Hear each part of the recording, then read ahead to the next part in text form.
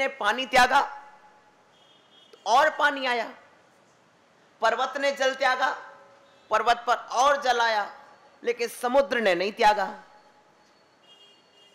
समुद्र में पानी मीठा आया था पंडित जी कि खारा आया था? बोलो। नहीं, समुद्र में जब पानी आया था तो मीठा आया था। अरे हमारी तो नदी से बह के आओ, तुम्हें क्या बताओ।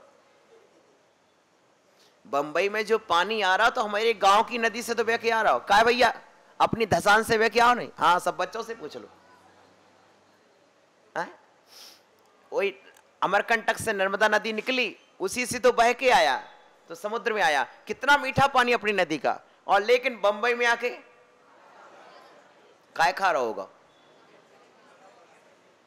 पर्वत से निकला तो मीठा था क्योंकि पर्वत ने त्यागा है, लेकिन सागर ने रख लिया सो खारा हो गया।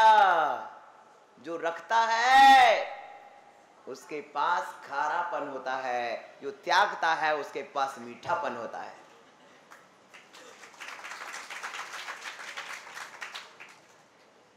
प्रिय बंधुओं, जीवन में ये बात है। अच्छा ये बताओ, तुम पल पल त्याग रहे कि नहीं? हर एक पल में आपकी श्वास जा रही है कि नहीं? यदि आप एक सेकंड के लिए, एक मिनट के लिए अपनी नाक दबाओ, अरे सुनो तो, मेरी बात तो सुनो। कहीं ये श्वास निकलने के बाद फिर आई कि नहीं आई, तो श्वास को बाहर नहीं निकलने दो। पंडित जी, यदि श्वास बाहर निकल गई फिर आई कि नहीं आई क्या पता, इसलिए श्वास को बाहर नहीं निकलने दो। दबा लो नाक, क्या होगा? है? ज्यादा मत दबाना। राम नाम, अनंत नाम, सत्य हो जाएगा। जब तुम अपनी श्वासों का स्टॉक नहीं करते हो, पल पल श्वास जा रही है, कितनी महंगी है, कितनी मूल्यवान है। श्वासों से महंगी तो कोई चीज नहीं है ना, बोलो। लेकिन वो श्वास जा रही तो जाने दो, उसको रोक के नहीं रखते हो। रोक रहे कि बोलो, सीखिए। श्वास को हम रोक के नहीं रख रहा, पल पल जा रही। जो ये दिन निकटे सो आयु में अवश्य घटे, बूंदे बूंदे रीते जैसे अंजुलि को जल है ना। जो दिन कट रहा सो आयु में से घट रहा है, बूंद बूंद रीत रही जैसे अंजुलि में से जल। लेकिन फिर भी आप अपनी श्वास को रोक पाए क्या? बोलो। और रोक लोगे तो क्या होगा?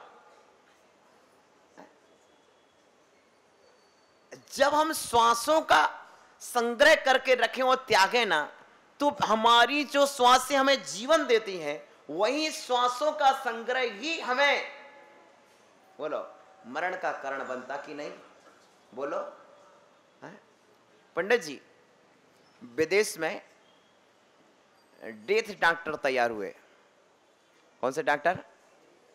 डेथ डॉक्टर, जिन्होंने एक प्रयोग बनाया, मशीन तैयार की कि इच्छा मृत्यु जिनकी लेना हो, वे एक मशीन में पैक कर देते हैं और 1 मिनट को मशीन बंद करते हैं और बाहर आपको डेड बॉडी दे देती। क्यों? भीतर ऑक्सीजन है ही नहीं, और बाहर से उन्होंने मशीन बंद कर दी, बस व्यक्ति मर जाता है तड़प के। बस 1 मिनट में निकाल देते हैं, ले जाओ अपनी बॉडी, डेड बॉडी। अब सोचिए, श्वास को संग्रह करने से, रोक लेने से क्या हो गया? मरण हो गया। तो इसका मतलब है जीव को प्रकृति से सीख लेना चाहिए कि ना तो श्वासों को संग्रह करके रखिए, ना आप अपने आंचल में दूध का संग्रह करके रखिए। ये सत्य है कि आप जिस तरह से मां के आंचल में दूध आता है, ऐसे पिता के आंगन में रत्न भी बरसते हैं। लेकिन पिता के आंगन में जो रत्न बरसे हैं, वे अच्छे पिता उन रत्नों को छूते भी नहीं है। मालूम है, जब तीर्थंकर भगवान का गर्भ में आते हैं, वो जन्म होता है, तो 15 महीने तक रत्न बरसते हैं। ये आप बहुत अच्छे हो, आप जैसा तो हमें कोई नहीं मिला। कि पर्यूषण पर्व में कोई चीज खाने ना मिले तो नक खा लो,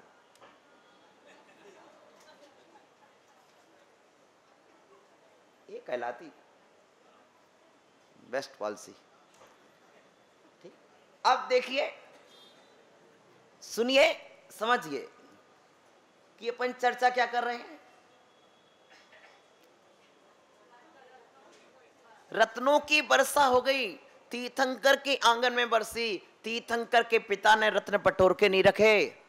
आ जाओ, ले जाओ, आ जाओ, ले जाओ। ये होता है पुण्यात्मा पुरुष संचय पे विश्वास नहीं रखते, पुण्यात्मा पुरुष त्याग में विश्वास रखते हैं। क्या बोलो, वे रत्न हमारे घर में क्यों नहीं बरसे, उन्हीं के घर क्यों बरसे? त्यागी के घर पर ज्यादा त्याग बरसता है। प्रिय बंधुओं, कल हमसे पंडित जी पूछ रहे थे, महाराज ये बताओ कि बोरीवली में चौका कैसे लगेंगे। मैंने कहा पंडित जी लिख लो, अभी विशुद्ध सागर जी आएंगे, 50 चौका इसी बोरीवली में लगेंगे। इसी बोरीवली में 50 चौके लगेंगे, इसी बोरीवली में 50 चौके लगेंगे। ये बात अलग है कि महाराज 3-3 किलोमीटर दूर जाएंगे, 2-2 किलोमीटर दूर जाएंगे, लेकिन चौके 50 से ऊपर लगेंगे।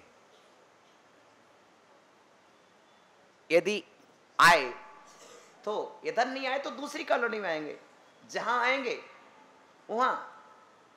प्रिय बंधुओं, आओ, तो त्याग करने से शांति मिलती है। तुम्हारे जेब में बाहुबली 10 का नोट है, ठीक है ना, वो 10 का नोट है। यदि एक 10 का नोट, 10-10 के 2 नोट हैं तुम्हारे पास, ठीक, एक 10 का नोट तुमने मंदिर में दान में दे दिया, ठीक, और एक तुमने 10 का नोट जो बचाया था कि चलो काम आएगा, वो तुम्हारे हाथ से जेब में से नीचे बाजार में गुम गया, गिर गया। जब तुमने देखा, अब बताइए, जहां त्याग किया उसमें सुख मिला, और जहां गुम गया वहां, तब मन में आता यार इससे अच्छा तो वहीं दान दे दिया होता। बोलो मन में आता कि नहीं? यानी त्याग सुकून देता है, त्याग शांति देता है, त्याग अमन और चैन देता है। इसलिए प्यारे बंधुओं, पड़ी वज्जदु सामर्णम यदि इच्छति दुख परिमुखम, यदि तुम दुखों से मुक्ति चाहता है तो दुख का कारण है परिग्रह। क्या है?